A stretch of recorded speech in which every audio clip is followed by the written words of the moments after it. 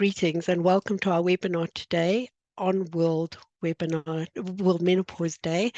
Our speakers today, all of whom have worked on the technical committee, will share with you insights into the BSI standard 30416, Menstruation, Menstrual Health and Menopause in the Workplace Guide. There will be 3 presentations today, which will be followed by a question and answer session. You're encouraged to leave questions in the question and answer box. Please not in the chat box, as that box will not be monitored. You also have the ability to upvote a question that you would like to hear the response to. So with that aside, I'm Dr. Michell. I'm the research program lead here at IOSH for occupational health. I also wear many other titles, including being an occupational health nurse, an academic, a fellow of the Academy of Nursing in South Africa, recipient of many awards, author of many articles and a book, as well as a wife, mother, and grandmother. But why am I telling you all this? Well, more importantly than all of these titles, I'm also a woman who has been through menopause at a time when it was a taboo and unspoken issue in the workplace. I was one of those women who felt I had run headlong into a train when the symptoms started to affect me, but who was fortunate to find a health professional who understood what I was going through and guided and supported me through my process. I was also one of those women who thought I knew what was coming and what to expect, but realized all too quickly I didn't have a clue. Our intention today is to provide guidance and insight into the support an employer can provide to workers experiencing menopause so they can feel supported through this phase of their lives. I just want to mention that Emma Persand was to join us today as a presenter, but due to personal circumstances has not been able to do so. She is, however, logged into the event and where necessary will assist us with some responses. So my thanks go out to Emma. Without further ado, let's get into our first speaker. And our first speaker today is Professor Kathleen Riach. Kat, as she's affectionately known, is a professor at Adam Smith Business School, University of Glasgow, an honorary professor at Monash Centre for Health Research and Implementation at Monash University, Australia, also UK delegate for the G20 Engagement Group for Gender Equality, the W20. She is an international authority on aging in organizations, having undertaken research on gendered experiences of discrimination, health, and well-being across the working life course, all funded by a variety of national research councils across the UK and Australia. She led the development of Menopause Information Pack Online, a free open access resource to help line managers support their staff through the menopause at work, which has been downloaded over 13,000 times across 52 countries and has been adopted by a range of organisations. Currently, Kat is working with the Scottish Government's Working Party for Menopause and Menstrual Health, leading a study based on the menopause and menstrual health experiences of over 6,000 National Health Service Scotland employees. My apologies. Kat, thank you very much, and over to you. Thanks very much, Karen. I'll just quickly put my slides up. Here we go. Great. So thank you, Karen, for that introduction. With Karen and Emma and Richard, I was part of the group who helped inform these BSI guidelines. And what I thought would be useful for people joining the call today would be to give a quick overview of what those guidelines were, why they came to be part of the 2023 landscape looking at menopause at work, and introduce one of the frameworks in it that Richard's then going to take up and talk about in terms of some of the practical aspects of putting them into place. So why did the BSI decide to put together these guidelines now? Well, I think unless you've been kind of living in a cave somewhere, you'll probably see that menopause has been increasingly an important issue in the media. We've had a variety of celebrities talking about it, and increasingly there's an awareness that the workplace has a duty, an obligation, and also a responsibility for looking after all workers' experiences across the life course. And menopause, given it affects half the working population, is a really important one to discuss. There's also been a number of high-profile cases where menopause has been cited within employment tribunal cases, and we know that that affects organisations in terms of bad reputation, but also some kind of anxiety around what they should or shouldn't be doing in terms of to ensure that they are seen as best practice employers. And of course, this kind of broader story surrounding menopause at work is situated against the economic landscape where we have a skill shortage, where attraction and retention of talent in the workforce is more important than ever. And also that we're currently facing what's being called the great breakup, which is we see women leaving the workforce in later life for a variety of reasons. Now, that's not to create an apocalyptic picture, of course, because we know that there are more women than ever participating in the workforce, but to recognise that there is this kind of loss or drain of talent if we're not supporting those that we want to keep in the workforce. So what is BSI Guideline 301416? Well, it was developed, it's related to menopause and menstrual health and menstruation in the workplace. It was developed over the course of around 12 months with an expert advisory team, and the kind of unique aspect of this guideline is that it draws from private sector, from public sector, from government, from third sector, and from academia. So really bringing together a real wealth of expertise in order to inform this guideline. It's deliberately viewed as a guidance in general advisory. It's not a medical advisory, and I think that's a really important distinction to make in relation to this guideline. But what it does try to do is think about what would best practice be in a menopause positive and period positive supportive workplace. We're going to be focusing mainly on menopause today, but please look at the guideline if you're interested in looking at menstrual health and menstruation as well. And one of the key aspects, particularly in this guideline, is that it emphasises what we call intersectional and life course dimensions. And that basically means that it was very aware at the time of developing it that menopause rarely exists in and of itself as an age-related or a gender-related experience. We usually find that it happens at a time when women face what's often called gendered ageism, where there's a cumulative effect that is greater than the sum of the parts of just age bias and gender bias. And we also know that it can be impacted or experienced differently depending on disability or minority ethnic status as well. So the guideline was very, very aware of all these different aspects. Now,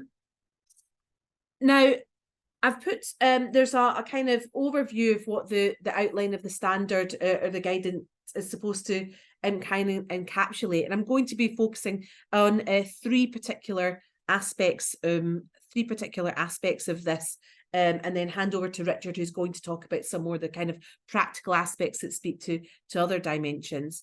When we're talking about menopause, we're talking about menopause in all its forms. So menopause usually is seen as the anniversary of the year since your last period. So it's literally a day, but we're talking about menopause here and a kind of thinking about the menopause transition. So that's both a kind of perimenopause, the years running up to that menopausal period, and postmenopause, the years after period, after that menopause anniversary. And I think that's really important to remember, because what we're talking about is a time of an employee's life where they can have a constellation of symptoms, and these symptoms can change over time for that individual as well. So I'm going to be talking about the kind of inclusive approach, the policy guidance, and also some of the evaluation and metrics that is kind of advocated as good practice in the guidance. So the first aspect is that we're taking, the BSI guidance takes an inclusive approach to menopause, but that doesn't necessarily mean that it's seen as a homogenous experience. So we recognise that this happens to all employees, so women and people who menstruate or have menstruated in the past, but we also recognise that every person's experience of menopause is unique. And I've put up these examples here of menopause and menstruation just to show you the kind of the differences of experience. So for some people, such as Valerie, they just kind of breeze through it. I think that's the menopause that we all want, the kind of dream menopause where there's no issues.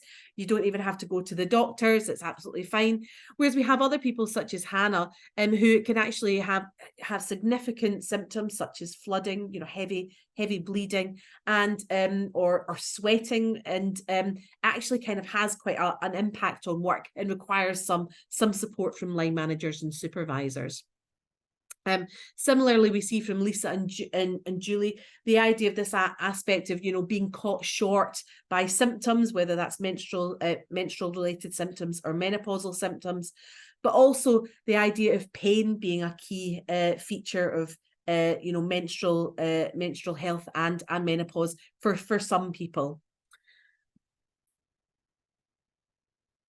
So what does the BSI say in terms of policy guidance? Well, as I mentioned before, there's an increasing interest on policy because organisations want to make sure both that they're supporting employees, but also that they're not being caught foul of kind of broader legislative guidance, because we know that menopause has been discussed in relation to the management of health and safety and work regulations, and also the Equality Act and Employment Tribunal cases.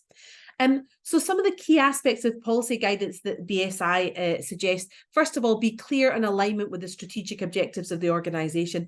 There is no point having a menopause policy that just sits by itself. You need to make sure that it makes sense, it makes strategic sense, it speaks to what the organisation want to achieve and their ambitions in terms of what they want to, how they want to be a successful organisation.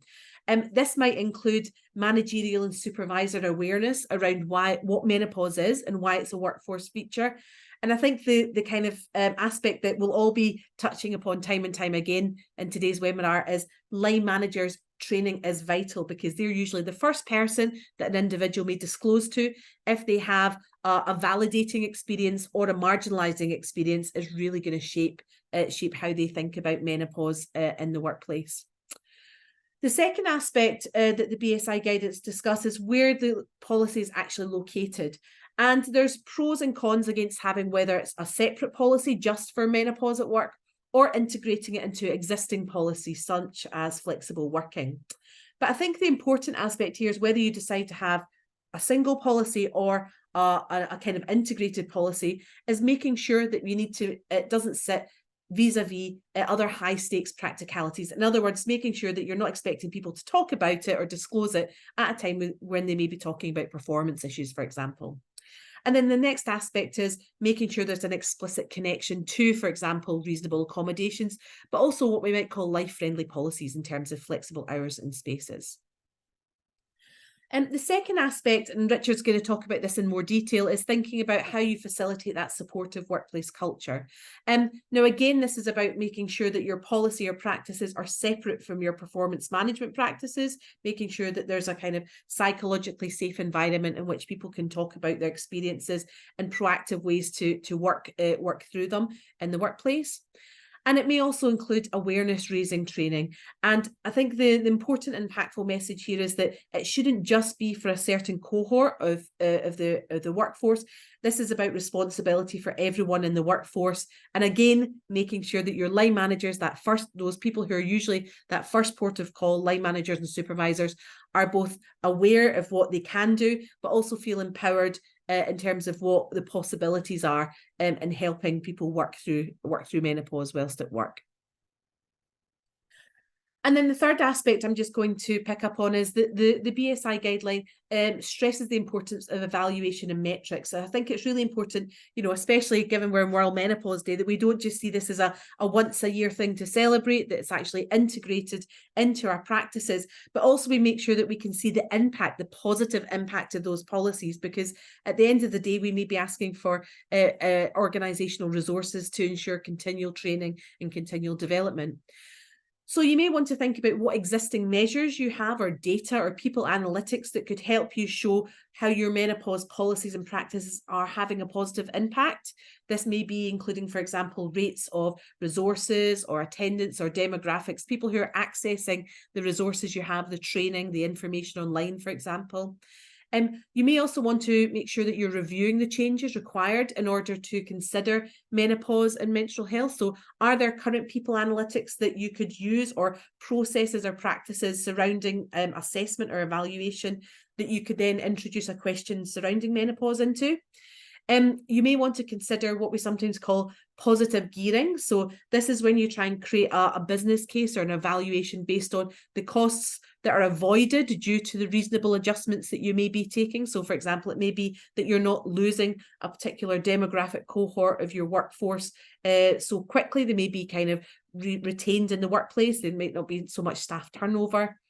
And then finally, I think the important aspect is that metrics evaluation doesn't always have to be metrics. And what we've found, the kind of group that we're working on this, is that storytelling and narratives are really powerful in terms of making people see the lived experience of menopause at work, but also the opportunities to really proactively put into place what are often low cost but high impact solutions in the workplace. So before I hand over to the next speaker, just thinking about what some of the next steps be, or the first steps. Well, I think the first one should be, hopefully everyone on this call will download the guidance. It's still free and available. So all you have to do is put in your email address and you'll be able to download the guidance. And I think the key thing is, identifying any relevant organisational policies you currently have, making sure that you could integrate them with in terms of being menopause friendly. Making sure you have awareness raising, meaning that people don't feel that they're kind of targeted or outed inadvertently for being menopausal. And of course, emphasising your senior management buy-in, making sure that your leaders feel tooled up and skilled and able to talk about the menopause at work. The second aspect may be just raising awareness of resources that you have in topic areas within your team. So that may be just the start of an open invitation to your team to discuss their own needs or ideas that might support it. And what we found is often best practice does exist in organisations because those going through the menopause know what works. Thinking about how you can access what is happening that works for people and how you might possibly scale it in your workplace is a great start. And then finally, the point that I've repeatedly made, making sure that you support your line managers, because if your line managers are supported, they will be able to in turn support those people on the front line and have a positive impact. But overall, it's never too soon or too late to kind of start making your workforce menopause friendly. And hopefully the BSI guidelines are a great place to start. And with that, I'll hand over to the next speaker. Very happy to answer questions in the Q&A when we get to it. Thank you very much, Kat. Well, I just happen to be the next speaker, so we'll take over from here. And you may also pick up that the reason I introduced myself at the beginning was so I didn't have to do it now again. But thank you very much. Let me then push on with my presentation. I just want to share screen. Right, okay, so let me get stuck in. I am going to address the physical working environment because I think for many OSH professionals especially, this is where they really can have an influence. And right, I want to share again the model that Kat was referring to just now, and especially because it's the model that is being used within the BSI guide. And the aspect that I'm going to be looking at is what can we as OSH professionals do to create that inclusive environment with particular reference to the physical aspects of work. I'm going to very, very quickly just share a couple of slides with you about the symptoms, because I think one of the things that Kat made very clear was that a menopause experience is unique for an individual. We all have different symptoms. We experience them in different ways. They have different impacts on our lives. But depending on which literature you're reading, you can find that there are anything from 34 to 66 different symptoms described that are associated with the menopause.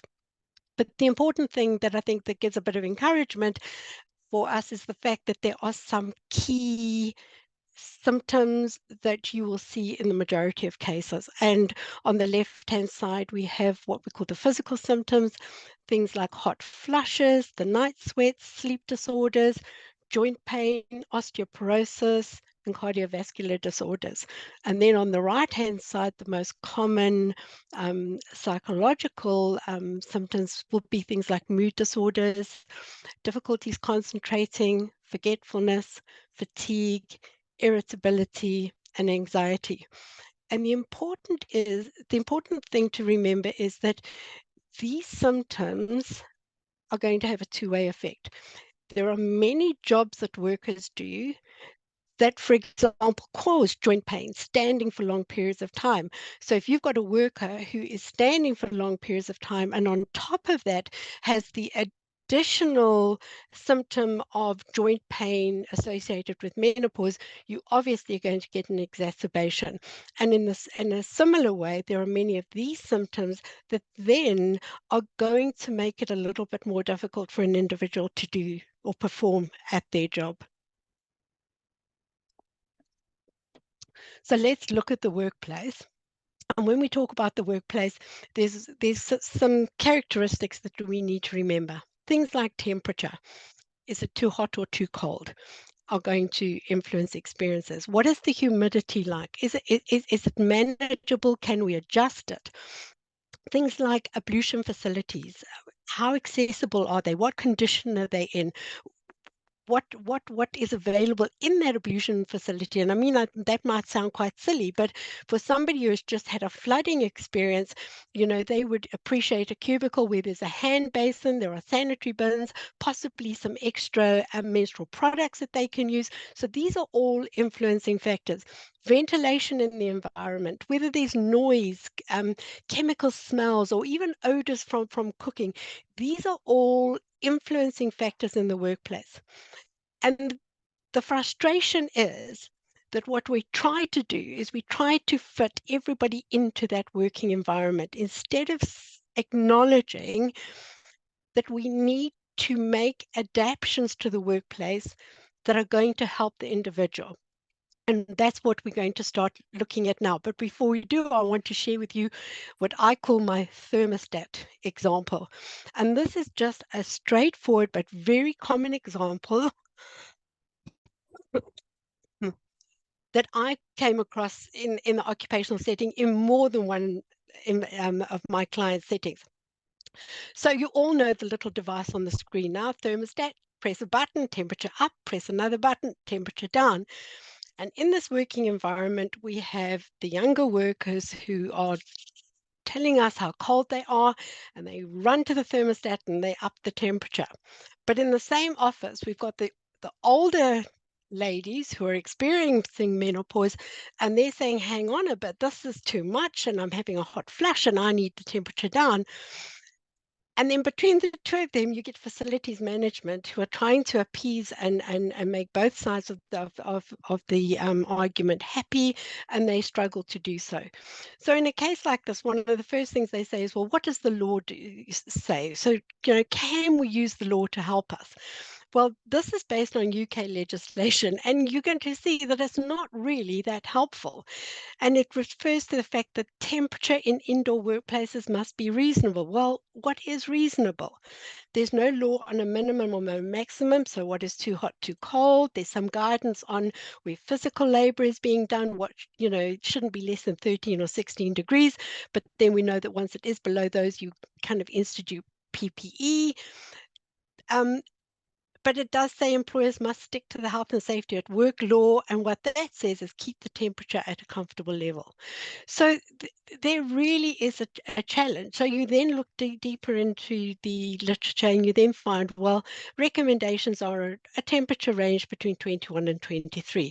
However, in an office environment, both of these ladies are going to experience that differently, and it is going to be a challenge to make them both happy at the same time. And this is where we have to then say, well, what is the relevance of actually trying to solve this? Is this really something that we should be giving such attention to? Well, it is, because the bottom line is not addressing these issues with menstrual health and menopause creates a very hostile environment for the people who are experiencing these symptoms. It then ends up with a loss of productivity. There's an increase in absenteeism and presenteeism. There could be a claim that you're non-compliant with legislation, especially things like equity legislation, causes discord in the workplace and disengagement of your workers. Could be legal costs associated with claims that are put in place against you, loss of talent, especially for menopausal women at the time of their life when they really are at the peak of their careers, high staff turnover, and then damage to corporate reputation. So from a business point of view, if not from a health point of view, it really does make business sense to address these issues as effectively as you can. So what can you do? And I'm not going to go into too much detail because this is the beauty behind the guide. The guide has some really explicit guidance on offer. And I've specifically written here, if you look at section 5.2 to 5.7, you'll get some really good guidance. And there's nothing to say that you must implement it all. You can choose from these levels of guidance what is going to be appropriate for you. And let's start with things like changing facilities. Now, I've put in 3 pictures there of 3 very different working environments.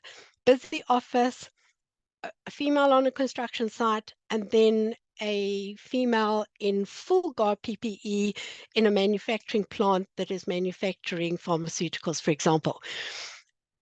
These ladies in the construction and pharmaceutical industry will be provided with changing facilities, but generally these are open plan.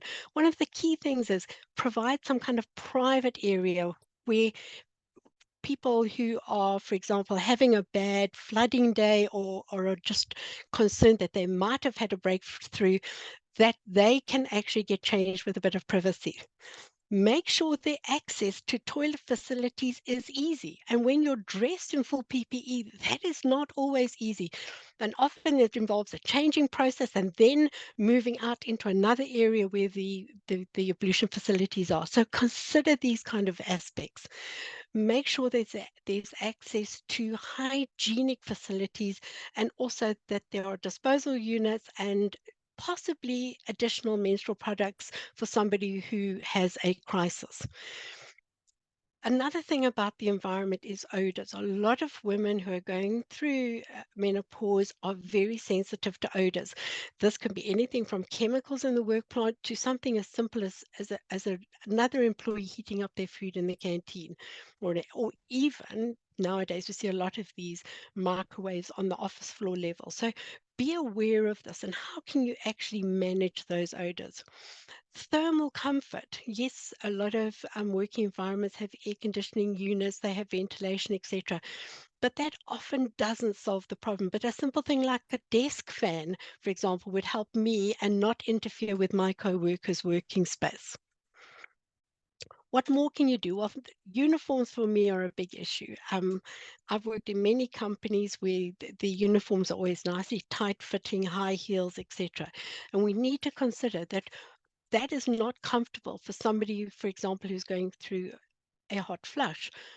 Making sure your uniforms are comfortable, made of breathable material, that they fit loosely, and where possible that they are dark colors so that the individual is not concerned about what is going to happen if they have a flooding experience. Checking comfort of PPE is also very important. I had the experience in a pharmaceutical unit where we actually brought in full airline hoods to actually help the individuals with this excessive heat problem that they were having when they were wearing full garb that is shown, for example, in the third photograph. Access to cold drinking water, warm beverages, snacks, things that will make the working life a little bit more comfortable. A really key one is flexible working hours and hybrid working, so that when somebody, for example, is going through a bad time, that they have the ability to phone and say, I'm working at home today, or that they can avoid driving in heavy traffic, and just can shift their hours a little bit around to suit their needs. One of the options is what we call banked hours, where they can work longer hours when they're feeling well, and then have those hours in reserve when they are having a particularly difficult time. Another important one, we often think of menopause and we think of an office-related environment, but we need to remember that there are many workers working in other settings, for example, in manufacturing, out on the field, working with customers, etc., where standing becomes a large part of their day. And for these people, we need to put in an option, an ability for them to take moments to sit down and just take the weight off their legs, as we say. And just that 15-minute break for some people can be the absolute difference between being able to complete a shift and not being able to complete a shift. And then another thing is where you have the opposite and you have sedentary occupations. We need to encourage those workers to get up and move around, because all of that activity then helps their physiology to cope with the symptoms that they are experiencing. But I think what is really a key message here is you don't have to apply them all. You don't have to apply them all the time, but ask the worker what would work for them and then apply that where you possibly can. And one of the important things when you look at these adjustments for the workplace, many of these adjustments will not only help this worker, but they will actually make for a better work environment for the rest of your workers as well. So it's a win-win situation. I've just very quickly put in here a risk management process, and it's something that is available on the IOSH website. And what it does is it helps OSH professionals to think about what are the things that the worker is doing, what could be the impact, and what could they do. So, for example, just very quickly, traveling to, from, and for work. Well, we know that already with traveling for work, there's always that increased risk of a traffic accident because you're on the roads for longer periods of time. But now you've got the added problem that if somebody is experiencing insomnia as a result of their menopause, they're going to be at a higher risk. So that really is where your flexible working hours become very beneficial. So instead of forcing a worker to be driving in peak traffic, spending an hour and a half perhaps just sitting in stop-start traffic, allow them to start later, maybe finish it earlier and catch up a couple of hours at home. So it takes some creativity, but it's very doable. Another significant one that comes up very often, especially in the office environment and in the career paths of women, is the fact that they are often involved in formal presentations and meetings.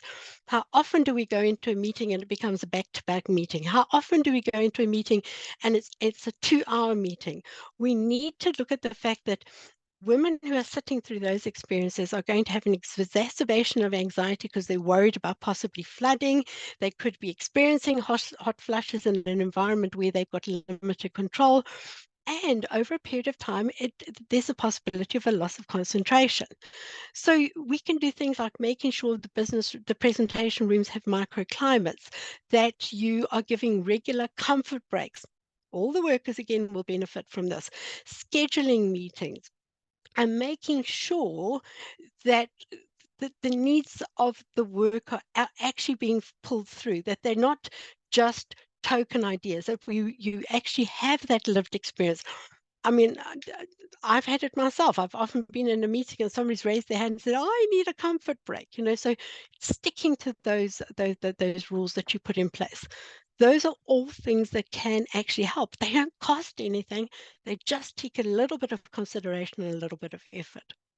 So in Emma's absence, I wanted to share one of Emma's slides with you, and I've called this one a note from Emma, and I share her opinion here.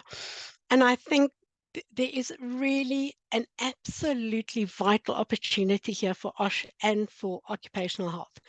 Supporting employees through menopause can lead to increased productivity and greater job satisfaction, which is a win-win. Providing menopause support can enhance retention rates, and it therefore saves costs on turnover, which we know can be significant, especially the higher up or the more senior the level, the more costly your turnover experiences are going to be. Legal compliance is critical, and failure to address the menopause-related issues can lead to legal liabilities. And the bottom line is you can influence the work and health outcomes for all of your workers. Thank you. Right, so with that said, it's now my pleasure to introduce our third speaker today, Richard. Dr. Richard Caddis is Director of Occupational Health and Wellbeing and Chief Medical Officer for BT, where he leads the health and wellbeing strategy and delivery for the BT Group. He is responsible for the development, strategy, and implementation and culture change, leading a team delivering the group OSH provision and safety management and assurance programs for UK and global operations. Richard reports to the board on corporate compliance and risk. He has a wide range of experience from working at British Airways, Transport for London, Cathay Pacific, and Capita. He won the Peter Taylor Medal for his research into the impact of London 7/7 bombings on Transport for London station staff. Richard, thank you very much, and it's over to you. Excellent. Well, thank you for joining the webinar today. I'm going to look at some of the practical aspects of actually creating a menopause supportive workplace. For those of you with the guidance or those who are going to download it, it broadly brings to life pages 12 and 13, pages 22 to 26, pages 29 to 30, and pages 33 to 35. And the aim of my session is to show how an organisation can actually take some of the principles from the standard and apply them into the workforce. And as my fellow speakers have said, you don't need to do everything all at once, but I hope this gives you a bit of a flavour of how organisations can start to move the dial on this. So these are the sort of pages that I'm going to sort of cover in more of the detail, how you put in place those sort of culture change tools, how you raise awareness amongst colleagues, managers, and how you truly embed that culture and allyship in an organisation. It predominantly flows through this as an occupational health professional.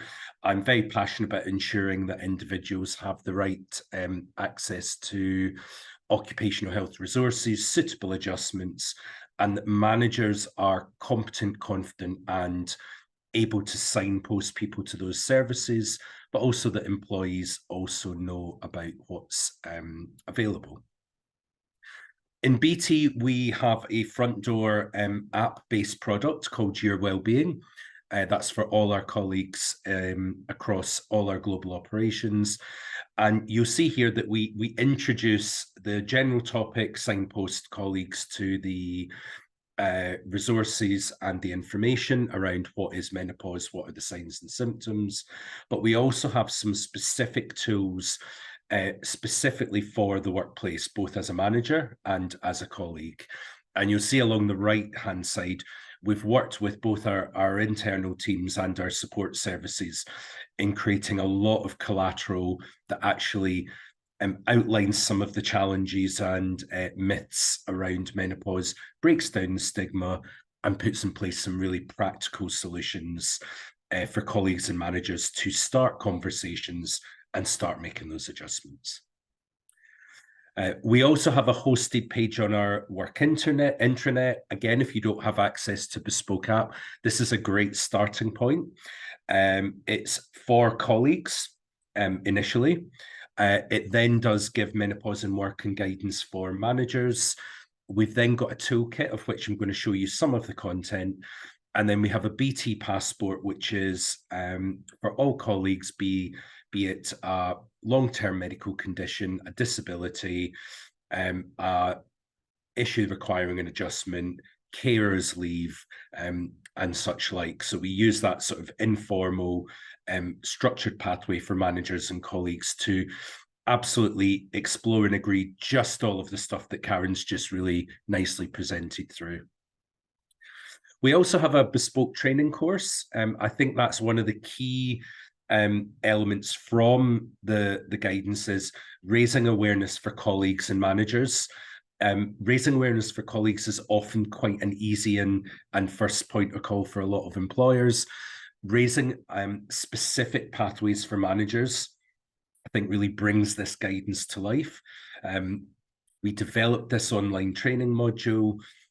It's been very well received. We actually won a Menopause award for it, for the best training initiative. But what this does is not just give managers that confidence and competence. It really starts to set the tone in the culture. It really starts to set the tone with leaders that we see this conundrum, that we recognize it, and we are looking to support and improve women's life and experiences in the workplace. And that has been an amazing secondary benefit of this. It's actually creating that culture where this is an understood and recognized issue, and that we are working through it to really move the dial on that. We've also got very active social networks on our workplace platform. You may have Yammer is the other one that a lot of employers tend to do. We've got an open menopause group. Me and my clinical team often contribute into it, but what I love is that this group support each other, and they will share their experiences, their symptoms, remind people of the resources that are out there.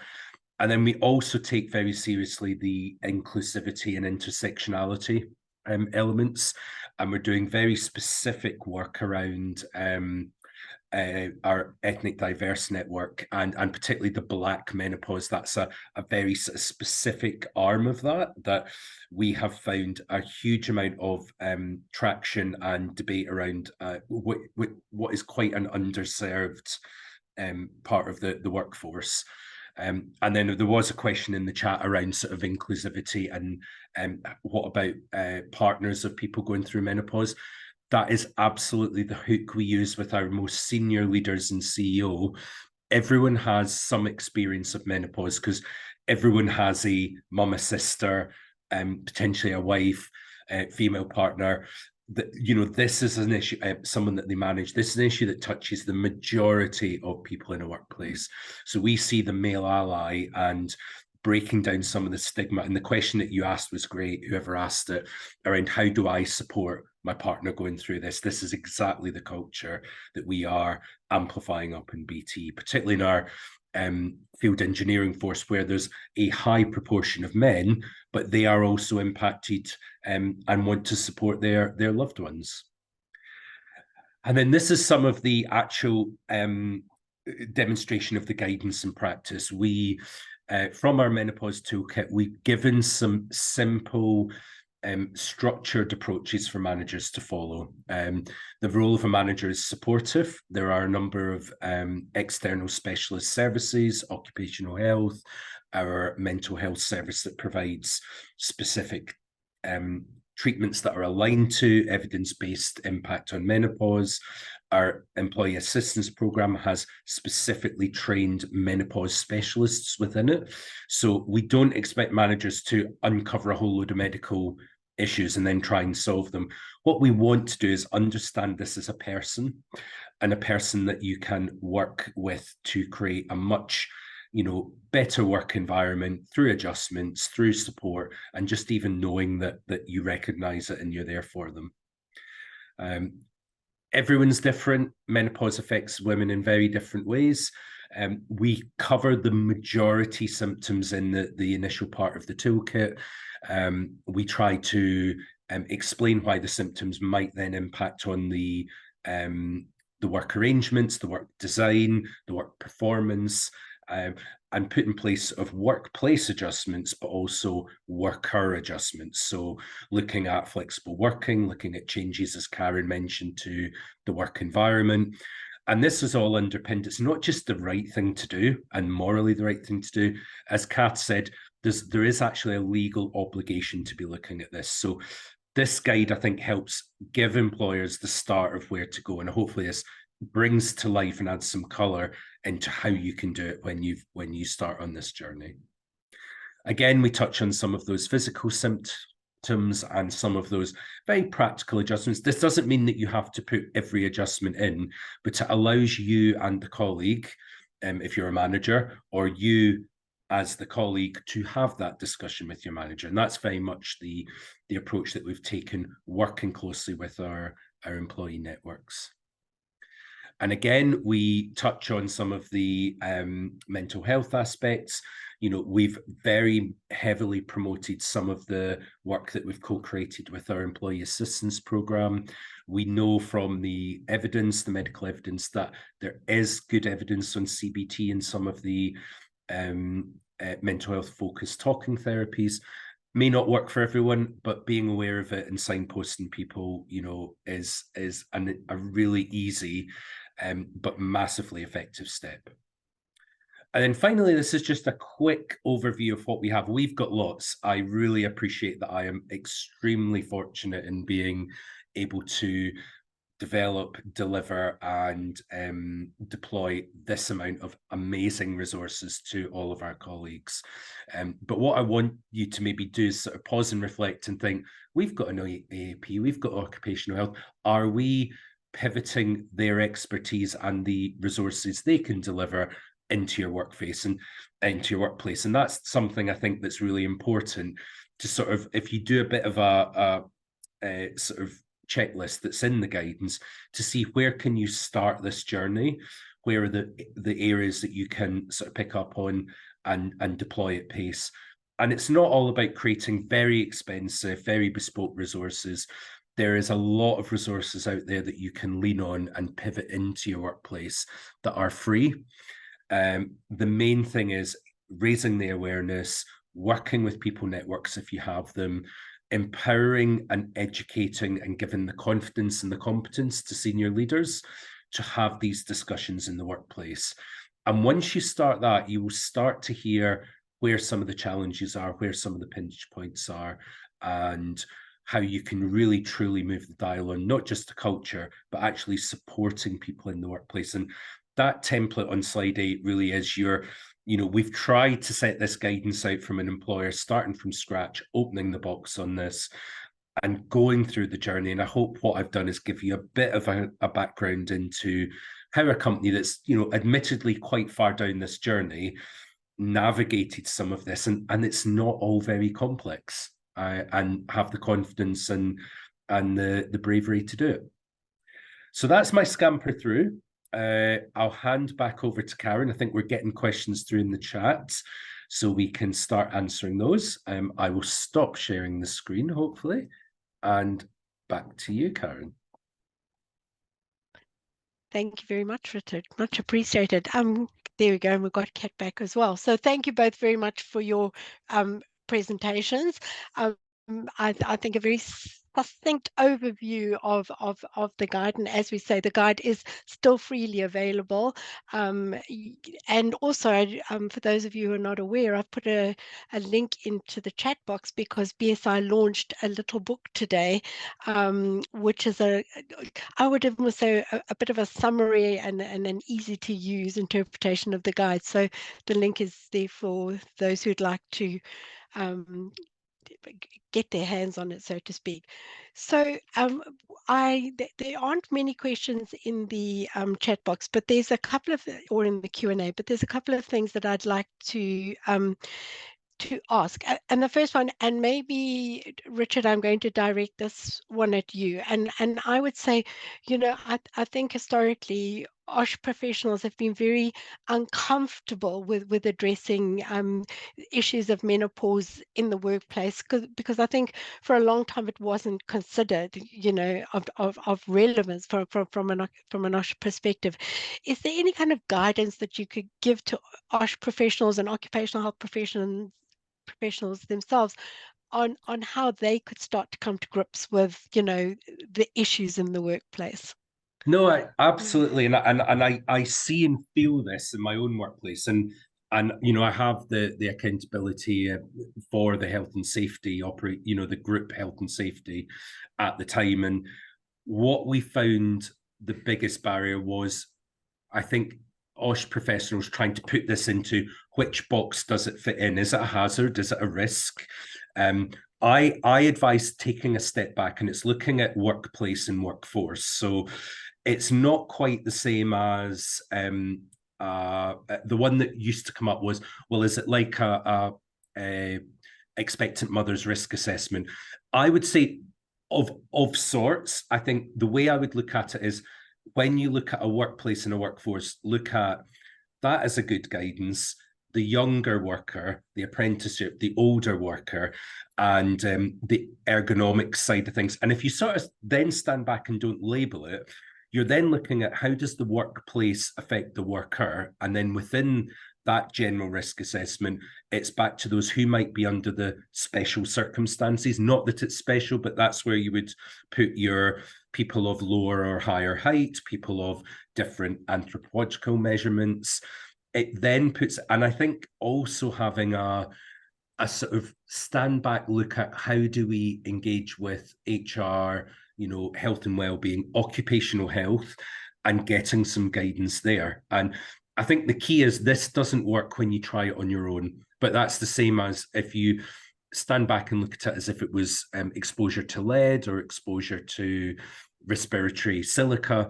You wouldn't be doing this on your own. You'd be engaging people like me or Emma to help you identify the who might be harmed and how, and what sort of measures and controls we can put in place, and how can we then provide the information out like we would for hand-arm vibration. And if you sort of split it down into technical boxes, you can see people going, right, I get that now. And this is where you've then now got the standards, you've then got the guidance, you're then raising awareness as you would a hearing conservation program, as you would hand-arm vibration. So I think that's in a whistle-stop scamper how I would sort of embed it if I was holding this as an OSH professional. Yeah, and you're right, I really like that approach, because I mean, there's an assumption that occupational health professionals understand all about menopause, and research shows we don't, that there's a gap there. So in the same way that if you had an occupational hazard that you were trying to get insight into, we need to be reaching out to one another and setting up these more collaborative networks. And you know what, we should be supporting each other more, and having more interdisciplinary conversations, I think. And it's growing. It's like the move into mental health, and when you look at the local safety groups, they've really sort of processed it, assimilated it, tested it, and I think this will be the next phase. And I think the fact that we're even just having this discussion, what a massive jump forward even in a year. Absolutely. Kat, a question I wanted to pose to you is that, when we look into the organizations that are doing it well, we often see the picture of the big corporates, and obviously they've got far more resources than the SMEs. And I mean, especially the small and medium, that they really do have limited resources. If you could give some guidance to them on where should they start, is there any particular message to those very small organizations attempting to address their menopause issues? Yeah, well, the BSI guidance specifically has a section that speaks to small and medium enterprise companies, because we know in the UK economy, that's where a majority of people are actually located.